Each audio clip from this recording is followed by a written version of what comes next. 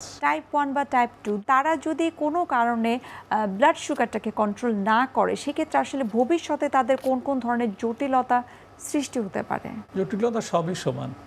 চোখের অসুখ, কিডনির অসুখ বেশি হয়, নার্ভের অসুখ, তবে টাইম আছে, সে 4-5 বছরের মধ্যে হয়ে গেল, আর বয়স্কদের প্রথমেই শুরু হয়ে গেল, এরকম জটিলতা সবার জন্য সমান। হার্টের অসুখও হয়, কিডনির অসুখ হয়, চোখের অসুখ হয়, নার্ভের, কিন্তু এদের একটু সময় লাগে।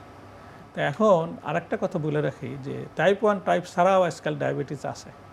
যেমন ধরো আমরা বললাম কম বয়সে ডায়াবেটিস হলো, তার মানে ইনসুলিন লাগবে। এখন আপনার কাছে 20 বা 22 বছরে একটা লোক আসলো, আপনাকে ডিসাইড করতে হবে টাইপ 1 না টাইপ 2, তাই না? আপনি তাকে ইনসুলিন দিতে গেলেন, কিন্তু তার সুগার অত বেশি না, তাহলে কী সে তো নেবে না। এইরকম আছে যে এই মধ্য বছর বয়সের ডায়াবেটিস হয় যাদের ট্যাবলেটে কাজ হয়। ইভেন বাচ্চাদেরও আছে, নিওনেটদেরও হয়। এরা হলো মোডি বলে, নিওনেটাল ডায়াবেটিস আর মোডি। এরা অনেকে এদেরকে টাইপ 3ও বলে।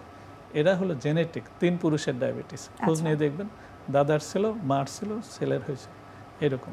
এটা একটা ডায়াবেটিস। আর একটা ডায়াবেটিস হলো এইগুলা ছাড়াও কারণ আছে, সেই কারণগুলোর চিকিৎসাগুলো অনেক সময় ডায়াবেটিসের সুবিধা হয়।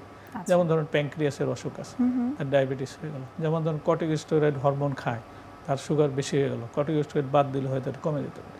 এরকম টাইপ 1 টাইপ 2 মধ্যে আছে, প্লাস এরকম আছে।